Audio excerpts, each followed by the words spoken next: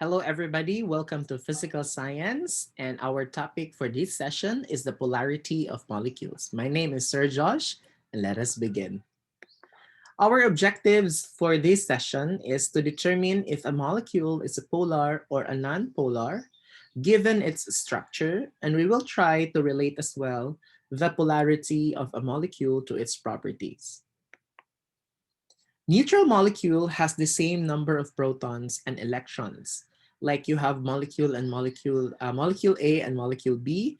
Molecule A and B, both of them have four positive charges, four electrons, and they have four protons as well.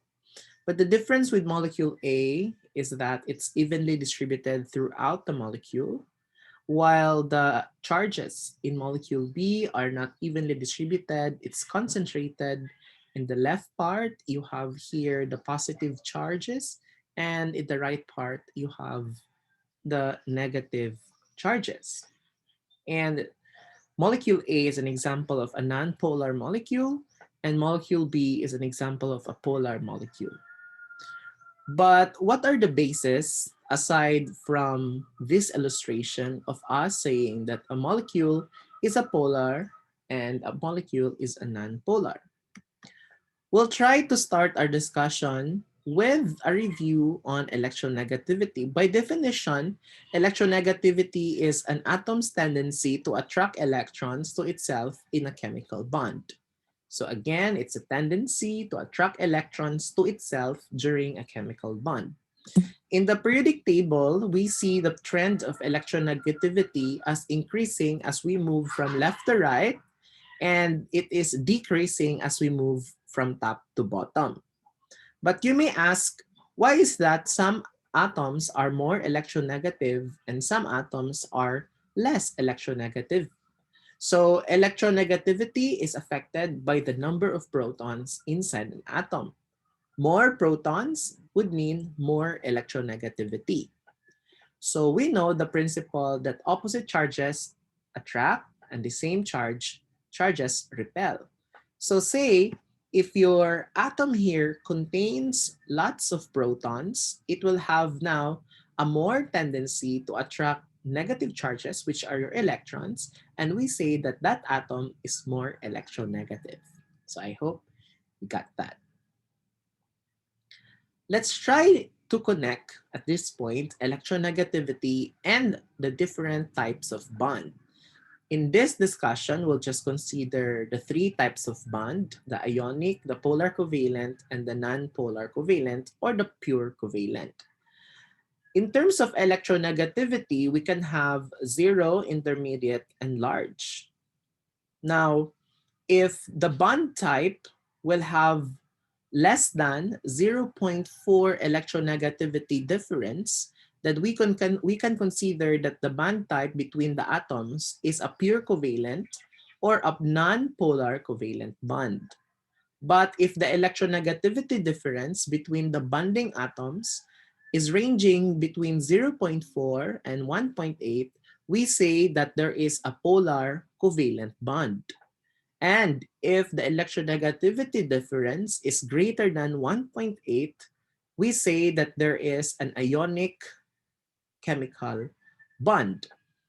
So we say that as the covalent character decreases, okay, the covalent character decreases, then we say that the electronegativity difference also um,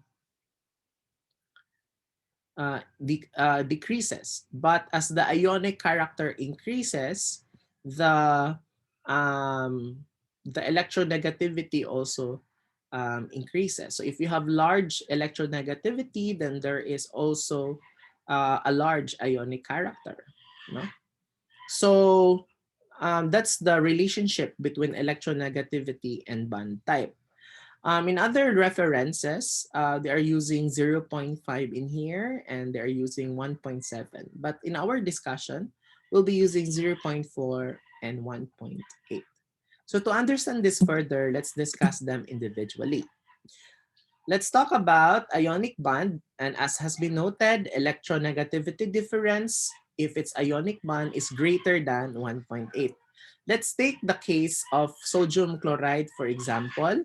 You have here sodium Na. The electronegativity based on the periodic table is 0.93. And for chlorine, it's 3.16.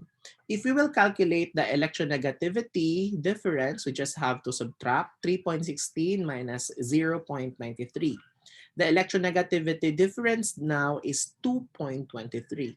If we refer this to our scale, 2.23 is greater than 1.8, and we say that the bond that exists between sodium and chlorine atoms are ionic in nature. More particularly, in an ionic bond, there is a transfer of electrons. In this case, sodium transfer its 1 valence electrons here, and chlorine now has 8, following the octet rule.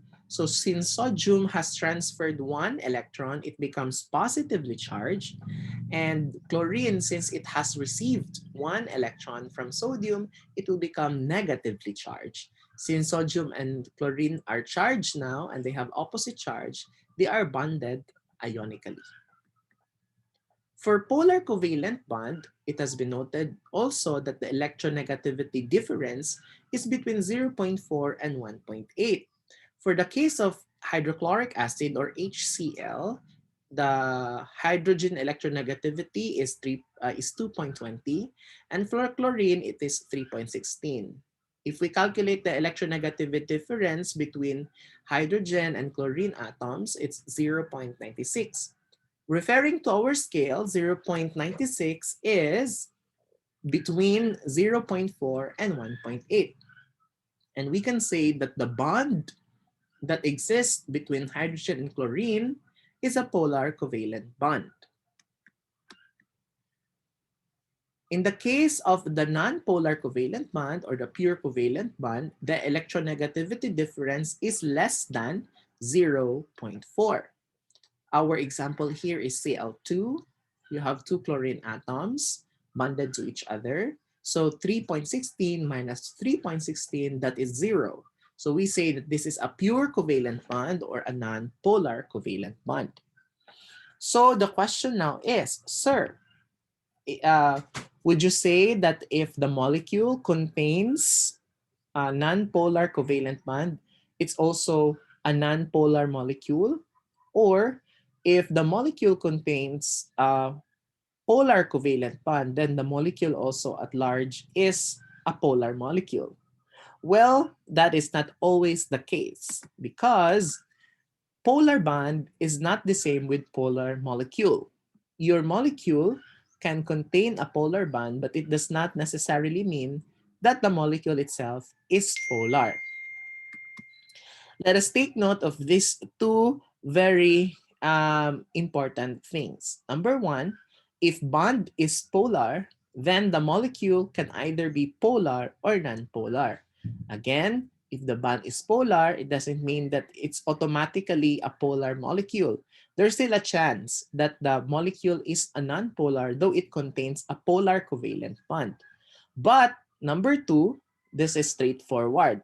If the bond is non-polar, if there is a non-polar or a pure covalent bond, automatically the molecule is non-polar also.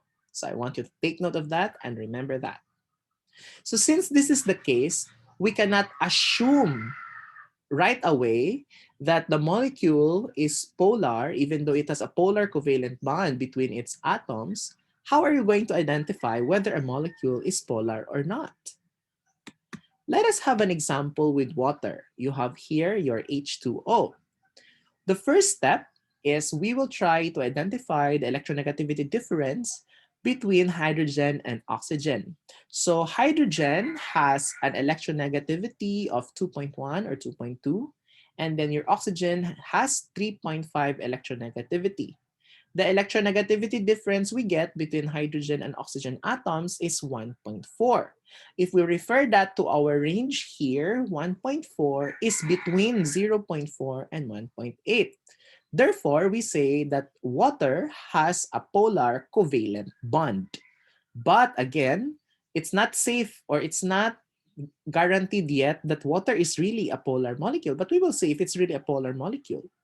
So what are we going to do next? Step 3 is we will make a Lewis dot structure of the molecule. And fourthly, we will consider its molecular geometry using the VSEPR theory, or the valence shell election pair repulsion theory. But let's do step 3 first. Now, in your junior high school chemistry, I'm pretty sure that you've discussed how to write the Lewis dot structure of a molecule. So this is how your Lewis structure look like for your water. So you can see here that there are two bond pairs here of electrons, and you have here another, here is another bond pair. So you have two bond pairs. And then you have here two unbonded pairs, or we refer them as the lone pairs of electrons. So you have two bonded or bonding pairs, 1, 2, and then you have two lone pairs in there. Going to step 4, we will try to use the valence shell electron pair repulsion model. And basically, we will use the model to predict the shape of that molecule. And then the principle of the valence shell electron pair repulsion model is that since we are dealing here with electrons which are negatively charged, and we know that the same charges will repel from each other. So what will happen actually is that these electron pairs now, will do their best to be as far as possible from each other because they are repelling. So they would like to be placed as far as possible from each other. So that's why your molecules now will have different shapes because they have different number of electrons, they have different number of, or they have different atoms attached to the central atom. Like for example, for your carbon dioxide, the central atom here is your carbon, and you have a double bond here. So basically, the position that will make sure that the electron pairs will be situated very far, or the farthest from each other would be a linear position. And then in this case, for SO2, sulfur dioxide will be a bent position. And this one is a trigonal pyramidal, so on and so forth. So basically, that is what the VSEPR model is trying to say. So we have here a VSEPR chart for us to be guided. How are we going to describe the molecular geometry of water? All right. Now, all we have to do is identify the steric number of the molecule. In our case, we're still dealing with water. So what is the steric number of water? Steric number of water is just there. The number of atoms bonded to the central atom, okay? The number of atoms bonded to the central atom, and plus the number of lone pairs attached to the central atom. All right. So I'll go back here in the Lewis dot structure. That's why this is very important. So I will count the number of atoms bonded to the central atom. We have here one hydrogen and another hydrogen. So I have two atoms bonded to oxygen, plus the number of lone pairs. I have here one, and this is two. So I have two lone pairs here. So 2 plus 2, 2 bonded atoms plus 2 lone pairs, that is equal to 4. So the steric number of water is 4. So I will have to refer in this table here. It's 4. Then we just have to check how many lone pairs. Again, there are 2 lone pairs. So the geometrical shape of water is going to be a tetrahedral. This is the electron geometry. It's tetrahedral. And then it's going to be a bent or angular. So it's a bent tetrahedral. That is the VSPR geometry of water. So we check the number of the steric number. It's tetrahedral. And then there are 2 lone pairs. So it's going to a bent or an angular tetrahedral. All right. So my water will have to be like this. It's bent. All right. So the next step now here is we will write, or we will note we will note the electronegativity using what this arrow. This arrow is what we call the dipole moment vector. So the dipole moment vector is having two parts. Of course, the arrowhead, and of course, you have here the tail with a cross. So the tail with a cross should point near to the atom that has less electronegativity, and the arrowhead must point to the atom that has more electronegativity. So that's why the electron, or the dipole moment vector, is pointed that way with a cross here, because water is just 2.1 and then oxygen is 3.5. The same in this case, atom here is hydrogen. Electronegativity of hydrogen is 2.1, so it must be pointed towards oxygen, which is 3.5 electronegativity. So what's happening here, since we know that oxygen is much more electronegative compared to hydrogen, which is less electronegative, we create now the partial negative charge here in the region, in this region, and then we create a partial positive charge in this region here in your hydrogen atoms. So what is happening here is that electrons are pulled towards your oxygen atom because this is much more electronegative. So this one will have the tendency to pull these electrons there. And because of this, we say that water is a polar molecule because there is an even distribution of charges, and the other end is slightly negative and the other ends here are slightly positive. Let's have another example. Let's have a practice with SO2 with your sulfur dioxide. Now, the electronegativity difference between sulfur and oxygen is 0.92. Your oxygen is 3.5 and then your sulfur is 2.58. So, babalik tayo sa table, 0.92. 0.92 is polar covalent. It's polar covalent because it's between 0.4 and 1.8. All right. Next is we are going to write the Lewis dot structure of the molecule SO2. So SO2 will have a double bond here, and you will see this that there are how many lone pairs of the central atom, lone pairs of the central atom. You have one lone pair of electrons here in the central atom, which is sulfur. So what's happening here? So how are we going to describe its shape?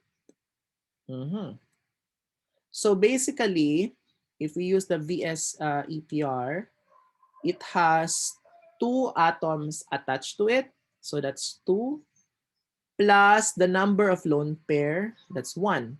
So 2 plus 1 is 3. So the steric number of SO2 is 3, and it has one lone pair. So it is a trigonal planar na bent. Okay, that's the VSEPR geometry. Trigonal planar na bent. All right. So ganun palang itsura niya. So SO2 will look like that. Yes, that one. So what's happening here is you have here partial negative charge because oxygen is much more electronegative compared to sulfur. So you will have your partial negative charge, and you have a partial positive charge, and also you have a partial negative charge here. So how are we going to write our dipole moment vector? So that the dipole moment vector will have to point, sorry, naputol siya, but there's an oxygen atom there. It will have to point towards the oxygen atom, pointing towards the oxygen atom, and the net dipole moment vector will be that way, in that direction, meaning the electrons are pulled towards, no, the oxygen atoms. So ganon. So we say therefore that SO2, sulfur dioxide, is a polar molecule. Let's have another example. Let's have CO2, or your carbon dioxide. If we calculate the electronegativity difference between between carbon and oxygen, we will have a difference of 1. And 1 is between 0.4 and 1.8. So we say that the bond is polar. Okay. So polar molecule na sir, kasi that's the bond there is polar. We will try to see. Now, what I'm going to do next is I will make the Lewis dot structure of carbon dioxide. So it will look like this. So your carbon has 2 atoms attached to it, and it has zero lone pair in the central atom. No lone pair in the central atom. Everything is bonded, no? So the steric number of carbon dioxide is 2, because there are only 2 atoms attached to it, plus 0, meaning to say 0 bonded, 0 unbonded, or 0 lone pair. So if we will check the VSEPR chart, we will have here 2 steric number 2 but 0 lone pair. It's going to be linear. Straight lang siya. It's going to be a linear shape. So since it's a linear shape, your carbon dioxide will look that one. So you have here double bond, and you will have a partial negative charge here and a partial negative charge there. That is now the partial charges of the atoms. So how are we going to decide if this is a polar or a non-polar molecule? Will there be an even distribution of charges?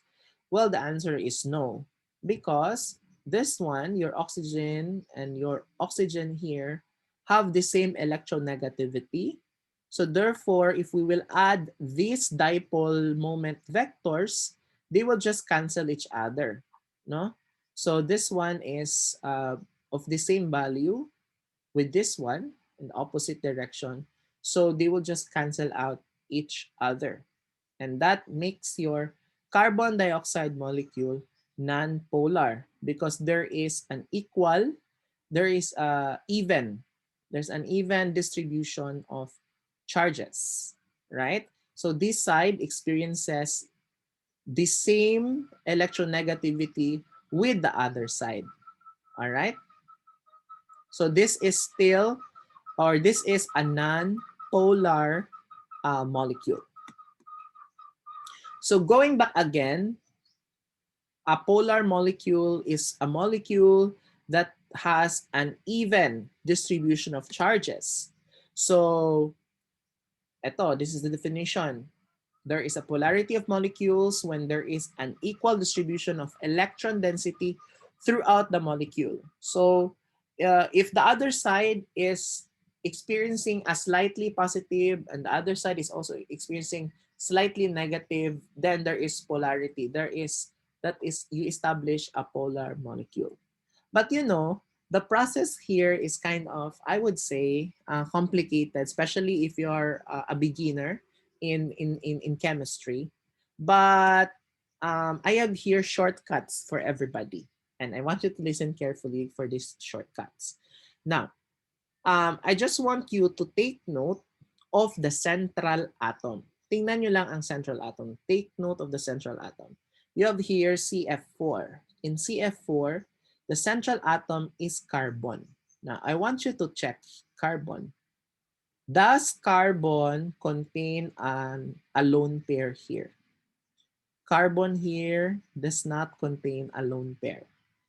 When the central atom is not containing a lone pair, you can say that the molecule is non-polar. So that's a lot of that's an easier way, not to in determination. So, tingnan mo lang central atom mo. Central atom here is does not contain a lone pair. So, it's non-polar. And then you have here BF3. BF3, do you have a lone pair in your central atom? Wala. This is non-polar. And we just discussed carbon dioxide. Does carbon dioxide as the central atom contain a lone pair of electrons? The answer is no. Therefore, it is a non-polar. Yun. Diba? That's easier. So, if your central atom naman contains lone pair. Ayan, look at this, water. It has a lone pair, H2O. It has a lone pair, therefore it's polar. How about NH3? NH3, central atom, may lone pair. So it is polar molecule. But take a look at here. Sir, bakit polar yan? Wala namang lone pair. I want to take note of this. Now, it is non-polar when number one, walang lone pairs, right? Walang lone pairs. And the surrounding atoms or the atoms attached to the central atom must be the same. Must be the same. So take a look at here. It's all F, it's all F, it's all fluorine, it's all fluorine. Here, attached to this atom, central atom, it's all fluorine, it's all fluorine, it's all fluorine. And then here, carbon, oxygen, and oxygen. So it's going to be non-polar if there is no lone pair to the central atom and all the molecules attached or all the atoms attached to the central atom are the same.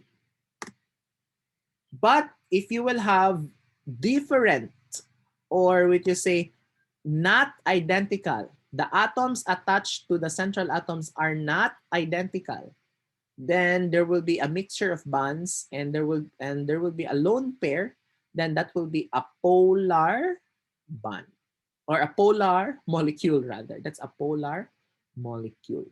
Okay? All right. Now, there are cases na halimbawa, you have here HCN. Your HCN here is bonded to, there's a bond between C and H and there's a bond between C and N. So CH, you know, CH, the CH bond here is non-polar. Non-polar man ang CH, sir, because why? Well, it's non-polar. The electronegativity difference is just 0.35. That's less than 0.4. But the electronegativity difference between carbon and nitrogen is 0.49. So that is, it's polar because it's between 0.4 and 1.8. So how do you decide now if it's polar or not polar? So ang rule dyan ay, if there's only one polar bond, okay? You have here only one polar bond, then the molecule is polar. So look at here. There's only one polar bond. The polar bond here is CN. So CN, may isang polar bond, then that's automatically a polar molecule. You have here a CF, only one polar bond, then the molecule is polar. Ayan. So, that will be the end of my presentation about the polarity of molecules. I hope you learned something from it because it's really a challenging topic. I also pray that you are all well and doing great. God bless everybody. Keep safe.